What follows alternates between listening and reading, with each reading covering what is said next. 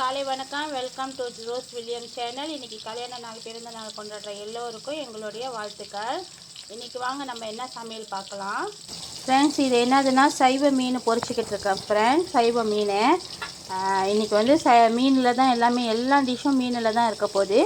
சைவமும் அசைவமும் சேர்ந்து தான் செய்ய போகிறோம். வாங்க பார்க்கலாம். சைவ மீனில் வந்து கொஞ்சம் மஞ்சள் கொஞ்சம் உப்பு போட்டு நல்லா பொரித்து எடுத்துக்கிட்டாங்க. இந்தமாரி நல்லா பொரித்து எடுத்துக்கோங்க. ஏன்னா அப்படியே நம்ம கறியில் போட்டோமா அவங்க வந்து பிரிஞ்சிருவாங்க. அதனால் நம்ம கொஞ்சம் பொரிச்சுக்கிட்டோமா அவங்க பிரிய மாட்டாங்க. இப்படி நல்லா கொஞ்சம் பொரிச்சுக்கலாம். பாருங்கள், இஞ்சி பூண்டு அப்புறம் வெந்தயம் உப்பு கடுகு தாளிப்பு இவங்களெல்லாம் போட்டு தாளிச்சிக்கிட்டு இருக்கிறேன். இவங்க தாளித்து வந்துட்டானே கொஞ்சம் வெங்காயம் சேர்த்துக்கலாம். இவங்க கூட கொஞ்சம் வெங்காயம் சேர்த்துக்கிட்டேன். அப்புறம் ஒரு 2 பச்சை மிளகா சேர்த்துக்கிட்டேன். இவங்கெல்லாம் கொஞ்சம் வதங்கி வரட்டும். கொஞ்சமாக கருப்பிலை சேர்த்துருக்காங்க. இவங்கெல்லாம் கொஞ்சம் வதங்கி வரட்டும். இவங்கெல்லாம் லேசாக வதங்கினா போதும். இந்த சைவ மீன் கறியில் வந்து நான் வந்து டொமேட்டோ போடலைங்க. ஏன்னா வீட்டில் வந்து இந்த டொமேட்டோ சாப்பிட மாட்டாங்க. அது சைவம் சாப்பிட்றவங்க வந்து, அதனால் அவங்களுக்கு நான் டொமேட்டோ போடலைங்க. பாருங்கள், நான் பாதி கொஞ்சமாக கேரட்டும் பாதி கத்திரிக்காயும் சேர்த்துருக்கேங்க. இவங்கெல்லாம் நல்லா வதங்கி வரட்டும். இங்கே என்ன வெந்துக்கிட்டு இருக்காங்கன்னா பூண்டு இஞ்சி அப்புறம் கொஞ்சம் கேரட்டு வெங்காயம் கருப்பிலை இவங்க வெந்துக்கிட்டு இருக்காங்க. இந்த பானையில் இவங்க நல்லா வதங்கினானே, இந்த வெங்காயம்லாம் நல்லா வதங்கினானே நான் என்ன செஞ்சுட்டேன், பாவற்காயும் கத்திரிக்காயும் ஸ்லைஸ் பண்ணி போட்டிருக்கேங்க. பாவற்காய் கத்திரிக்காய் இவங்க 2 பேரும் இதில் இருக்காங்க. வாங்க கொஞ்சம் கேரட் போட்டுக்கலாம். பாருங்கங்க, கொஞ்சம் மஞ்சள் போட்டு கொஞ்சம் தண்ணி ஊற்றி நல்லா கொதிக்க வச்சுட்டாங்க. இப்போ கொதிச்சுட்டானா ஒரே ஒரு பாலப்புளி போட்டுக்கிறேங்க. அவங்களும் கொதிச்சு வரட்டும். இங்கே வந்து நம்ம கேரட்டையும் சேர்த்துட்டோம். பாவற்காய் கேரட்டு அப்புறம் வந்து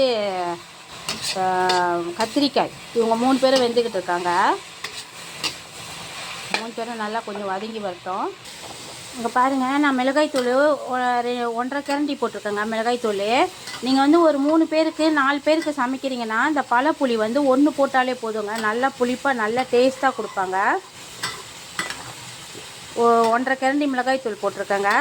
போட்டு இவங்களெல்லாம் நல்லா கொதித்து வரட்டும். இங்கே வந்து இவங்கெல்லாம் நல்லா வதங்கிக்கிட்டு இருக்காங்க.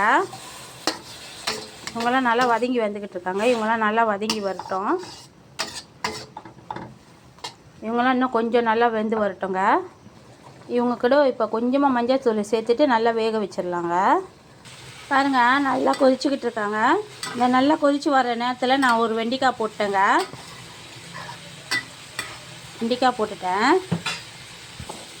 வெண்டைக்காய் போட்டு கொஞ்சம் நேரத்தில் நான் என்ன செஞ்சேன்னா, இந்த பால் இருக்குல்ல, இது டஸ்ட்லைடி பால் இருக்குல்ல, இந்த பால் கொஞ்சம் ஊற்றிக்கிறேங்க.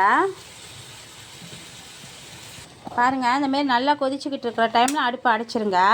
அடுப்பை அடைச்சிட்டு நம்மளோட ஆயில் இருக்காங்களா, இவங்களை எப்பயும் போல் மேலே லேசாக ஊற்றிடலாம். அப்போ தான் அவங்க ரொம்ப அழகாக இருப்பாங்க. இந்த டைமில் வந்து பாருங்கள், ஆயில் ஊற்றிட்டேன். நல்லா பாருங்கள் எப்படி இருக்காங்கன்ட்டுன்னு. அந்த ஆயில் ஊற்றிட்டானே இந்த டைமில் வந்து நம்மளுக்கு வேண்டிய அளவு நம்ம பொரிச்சு வச்சுருக்கிறோம்ல அந்த மீனை போட்டுக்கலாம். எப்பயுமே கறி அடுப்பை அடைச்சிட்ட பிறகு தான் இந்த மீனை நீங்கள் போடுங்க. கறி இருக்கும் போது நீங்கள் அடுப்பு திறந்துருக்கும் போது இந்த மீனை போடாதீங்க, குழஞ்சிருவாங்க. இங்கே பார்த்தீங்களா, இவங்க எல்லாம் நல்லா வெந்து எண்ணெய்லாம் வெளியே வர்ற அளவுக்கு வெந்துட்டாங்க இவங்க எல்லாமே.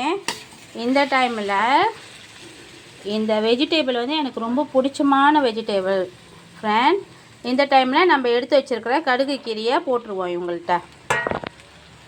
இவங்க கூட இந்த கடுகு கீரையை போட்டுட்டு ஒரு கிளறி விட்டுருவோம்.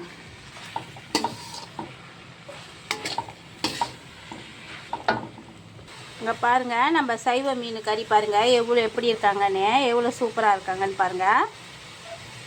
இங்கே வந்து நம்மளோட மிக்ஸ் வெஜிடேபிள்ஸ்.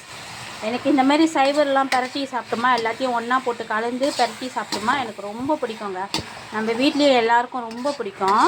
நீங்கள் அசைவமாக செய்ய போகிறீங்கன்னா கொஞ்சம் காஞ்ச உடானியும் போட்டுக்குங்க, இன்னும் டேஸ்ட்டாக இருப்பாங்க.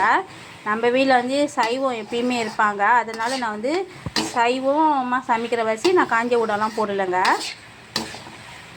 பாருங்கள் எப்படி இருக்காங்கண்ணே. நீங்கள் ஒரு நாளைக்கு இந்த மாதிரி செஞ்சு சாப்பிட்டு பாருங்கள், அவ்வளோ டேஸ்ட்டாக இருப்பாங்கங்க. இங்கே பாருங்கள் எப்படி இருக்காங்கன்னு பாருங்கள். வெறும் சாதத்திலே நீங்கள் பிணைஞ்சி சாப்பிட்ருவீங்க. மேக்கறி எதுவுமே வேணாம், முட்டை வேணாம், மீன் வேணாம், சம்பால் வேணாம், தொக்கு வேணாம், எதுவுமே வேணாங்க. இதுலேயே நீங்கள் வந்து அப்படியே சோறை பிணைஞ்சி சாப்பிட்ருவீங்க. பிள்ளைங்களுக்கு கற்றுக் கொடுத்துட்டிங்கன்னா சாப்பிட்றதுக்கு அவங்களும் அப்படியே சாப்பிட ஆரம்பிச்சிருவாங்கங்க. இந்த மாதிரியே செஞ்சு கொடுங்கம்மான்னிடுவாங்க. என் வீட்டில் என் மகளுக்கு ரொம்ப பிடிக்கும் வெஜிடேபிள், அதனால தான் நிறைய வெஜிடேபிள் கலந்து நான் சமைக்கிறேங்க. வாங்க அடுத்த டிஷ்க்கு போகலாம்.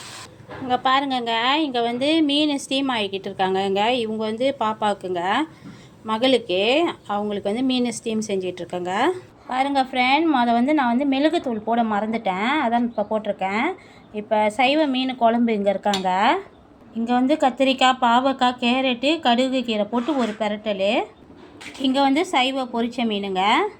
இங்கே வந்து அசைவ மீன் ஸ்டீம்ங்க. இன்றைக்கி இவ்வளோ தாங்க நம்ம வீட்டில் சமையல். இந்த சமையல் பிடிச்சிருந்தா லைக் பண்ணுங்கள், ஷேர் பண்ணுங்கள், மறக்காமல் பெல் பட்டனையும் சப்ஸ்கிரைப் பட்டனையும் அமுத்துங்க ஃப்ரெண்ட். எனக்கு சப்ஸ்கிரைபர் குறவாக இருக்காங்க, தயவு செய்து ஹெல்ப் பண்ணுங்கள் ஃப்ரெண்ட். தேங்க்யூ.